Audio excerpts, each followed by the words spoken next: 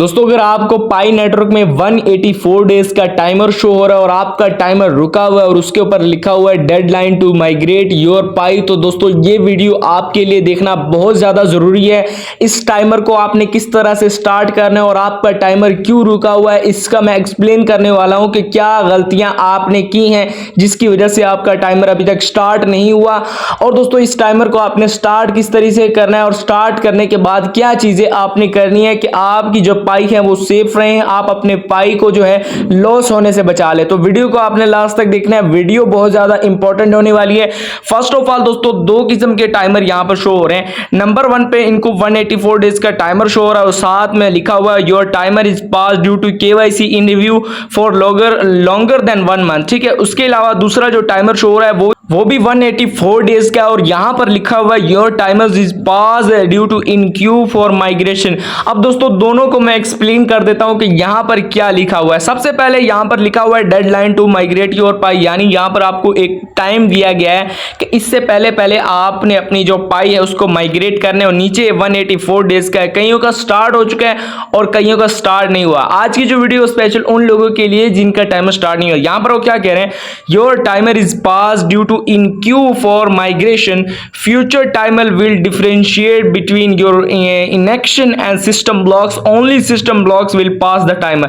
दोस्तों यहां पर वो क्या कह रहे हैं, आपका जो टाइमर है वो रुका हुआ है। किस वजह से रुका हुआ है यहां पर इन्होंने बताया due to in queue for migration. दोस्तों जिनका स्टेप 9 ऑरेंज है, ठीक है, और यहां पर उनका टाइमर जो है 184 डेज का रुका हुआ है, तो दोस्तों यहां पर वो क्या कह रहे हैं कि सिस्टम ब्लॉक की वजह से ये टाइमर स्टार्ट नहीं हुआ। आपका जो यहां पर जो अकाउंट है वो क्यू में है, माइग्रेशन में लगा हुआ है, यानी यहां पर आपको टेंशन लेने की जरूरत नहीं है। अगर किसी को ये शो हो रहा है due to in queue for migration तो उनको टेंशन लेने की जरूरत नहीं है। स्टेप 9 उनका जैसे ही कंप्लीट होगा, ऑरेंज यहां पर शो हो रहा है अभी आपको, ठीक है, फिलहाल आपको ऐसे शो होगा। अगर ऑरेंज से वो फिर आप ग्रीन हो जाता है तो उसके बाद आपका टाइमर स्टार्ट हो जाएगा। ठीक है, ये स्टेप 9 की वजह से आपका ये टाइमर रुका हुआ है। ठीक है, अब दूसरा यहां पर क्या शो हो रहा है मैं आपको दिखाता हूं। यहां पर वो क्या कह रहे हैं, your timer is passed due to KYC in review for longer than 1 month. Future timer will differentiate between your inaction and system blocks. Only system blocks will pass the timer। यहां पर वो क्या कह रहे हैं, आपका जो टाइमर है वो रुका हुआ है। किस वजह से रुका हुआ है यहां पर उन्होंने वजह बताई है, KYC in review। अगर आपकी KYC रिव्यू में और 1 मंथ से ज्यादा हो चुका है और वो रिव्यू में, तो आपका टाइमर स्टार्ट नहीं होगा। कब स्टार्ट होगा, जब आपकी KYC अप्रूव हो जाएगी आपका टाइमर ऑटोमेटिकली स्टार्ट हो जाएगा।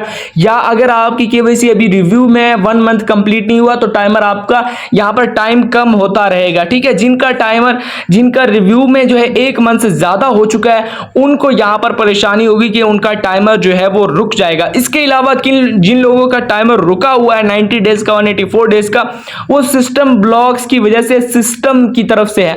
जिनका 90 डेज है उसके बारे में मैंने बताया हुआ कि क्या करना है। ठीक है, उन्होंने उसका लिंक मैं नीचे डिस्क्रिप्शन में दे दूंगा, और जिनकी केवाईसी रिव्यू में है उस पर मैंने वीडियो बनाई है, नीचे डिस्क्रिप्शन में उसका लिंक दे दूंगा। इसके अलावा स्टेप 9 क्यू में है, अगर आपकी लाइन में लगा हुआ ऑरेंज आ चुका हुआ है तो नीचे डिस्क्रिप्शन में उसका लिंक भी दे दूंगा। वो वीडियोस आपने लाजमी देख लेनी है अपनी अकाउंट की सेटिंग के लिए। तो दोस्तों ये थी आज की वीडियो। अगर आपको पसंद आई वीडियो को लाइक और चैनल को सब्सक्राइब जरूर कीजिएगा। मिलते हैं नेक्स्ट वीडियो में, तब तक के लिए अल्लाह हाफिज।